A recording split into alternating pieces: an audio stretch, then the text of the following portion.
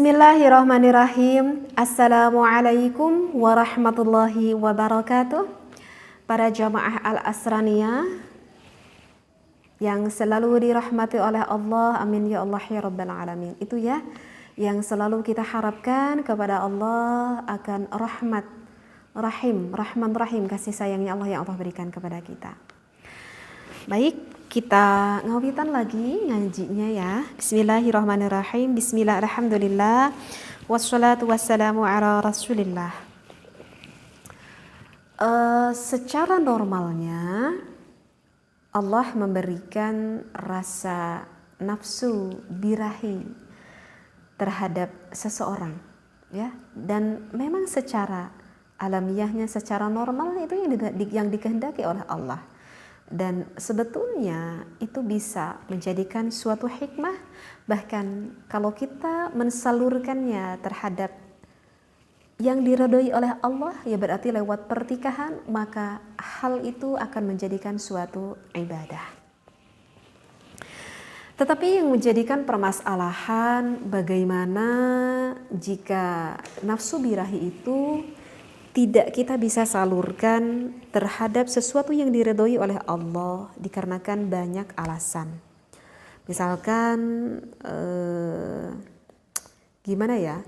Misalkan orang tersebut bermain dengan bisa dikatakan sebuah boneka, mungkin bisa paham di sini boneka apa ya?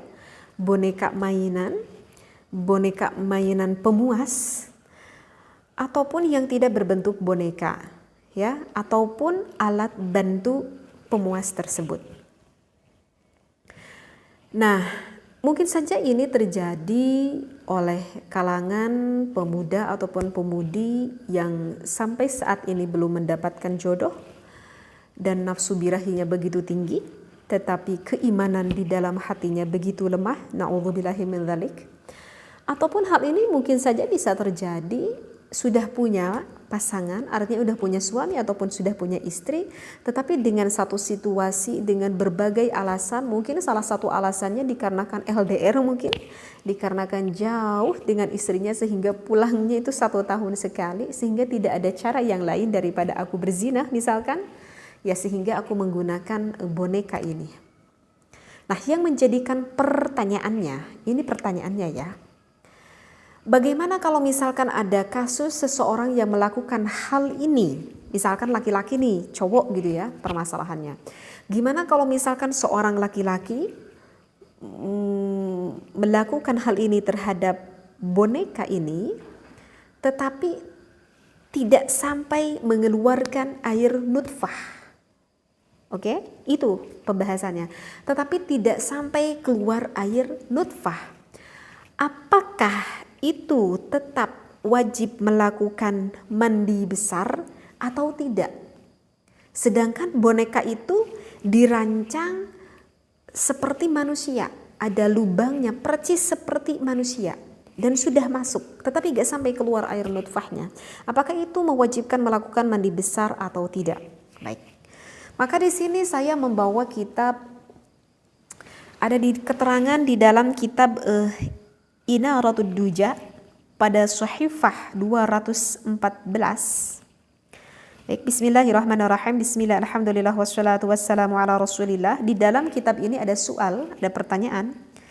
Istimna'ur rajuli fi surati allati yusawwiruha al-ifranju minal latasuki ala timthali imra'atin syabbatin yattakhiduha al-musafir biduni zaujatin liyuwaqi'uh. Aduh, ini tuh referensinya panjang banget ini kalau saya baca. 1, 2, 3, 4, 5, 6.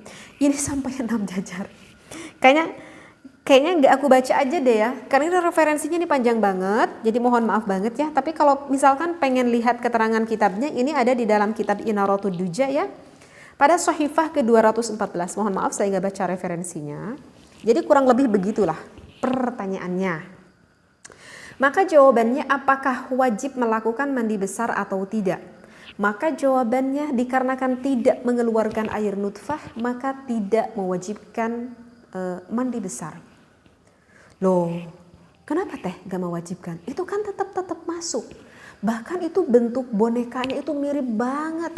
Bahkan pernah baca di artikel, katanya kalau mau beli boneka itu, mukanya itu bisa dipesan sesuai permintaan kita, ya.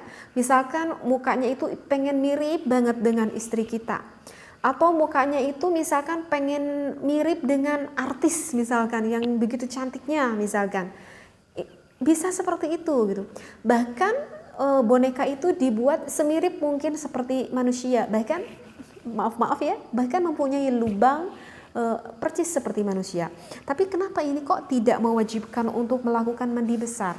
Karena begini, karena kalau tidak salah tuh di dalam Majmu' Syarah Muhadzab karangan Imam Nawawi, tapi saya tidak ketalar itu referensinya, tetapi saya masih ingat banget di dalam kitab Majmu' Syarah Muhadzab bahwa yang mewajibkan memasukkan hasyafah ke dalam farji, yang dibahasakan farji itu adalah yang pertama, yang mewajibkan melakukan mandi besar.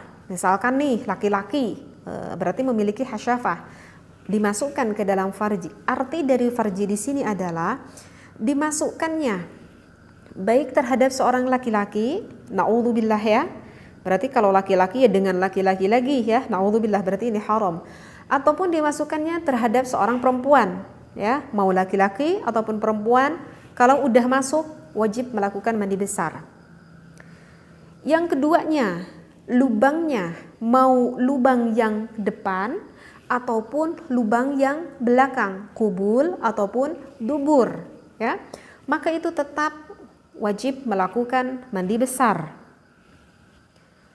Yang ketiganya, dimasukkannya itu terhadap orang yang sudah dewasa, ataupun dilakukannya itu terhadap yang anak kecil, naudzubillah ya, kan suka ada ya penyimpangan penyakit itu yang suka gairah terhadap anak kecil ya, naudzubillah min dzalik. Ataupun dilakukannya itu apakah terhadap orang yang gila ataupun apalagi ya, khunsa. Khunsa itu adalah yang dilahirkan oleh Allah tetapi mempunyai dua alat kelamin, ya. Alat kelamin laki-laki punya, alat kelamin perempuan punya ketika dilahirkan seperti itu. Tetapi biasanya khunsa itu lebih cenderung ke salah satu, ya. Biasanya yang fungsi yang lebih normal itu biasanya lebih cenderung ke salah satu gitu.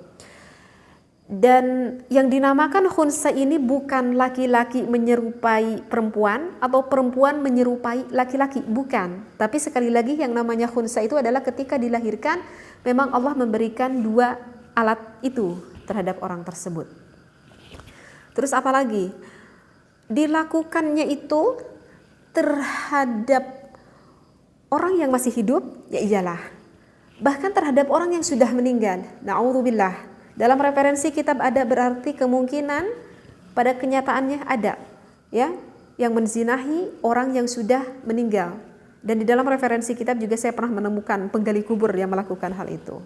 Ataupun dimasukkannya itu ke lubang depan ataupun ke lubang belakang milik manusia ataupun lubang depan belakang milik hewan. Ada yang udah aneh-aneh lagi gitu ya, ini ya. Misalkan ke sapi gitu ya, karena sapi kan besar misalkan. Dan dilakukannya itu apakah jawaz, ya dibolehkan berarti kepada pasangannya ya, kepada istrinya, ataupun dilakukannya itu dikarenakan memaksa, berarti ini melakukan itu ya, memperkosa, memperkosa dolar konengnya, bisa dolar konengnya, ontong lah. Ataupun dilakukannya itu secara memaksa kepada wanita yang lain, ataupun dilakukannya itu dikarenakan suatu keharaman, berarti ini perzinahan ya, naudzubillah min dzalik. Nah, di dalam kitab Syarah Muhadzab itu yang mewajibkan kita melakukan mandi besar. Di dalam kitab Syarah Muhadzab itu tidak dikatakan kalau misalkan terhadap boneka ataupun alat bantu itu. Ini semua menunjukkan adalah khusus untuk hayawan, sedangkan boneka adalah benda mati. Oleh karena itu tidak mewajibkan untuk melakukan mandi besar. kecuali ketika melakukan hal itu terhadap boneka ataupun alat bantu yang lainnya sampai mengeluarkan air nutfahnya, baru itu mewajibkan mandi besar. Dan mungkin para jamaah Al-Asran juga sudah mengetahuinya bahwa hukumnya itu adalah apa? Ya, hukumnya itu adalah diharamkan.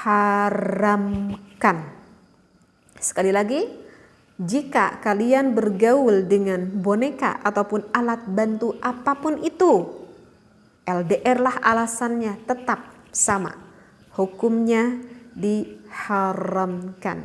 Semoga Allah selalu melindungi kita dan semoga Allah selalu menjaga baik akan pasangan kita, sehingga di dalam kita berumah tangga bisa saling memberikan keindahan kepada pasangan kita masing-masing. Wallahu a'lam wa billahi taufiq wal hidayah. Wassalamu alaikum warahmatullahi wabarakatuh.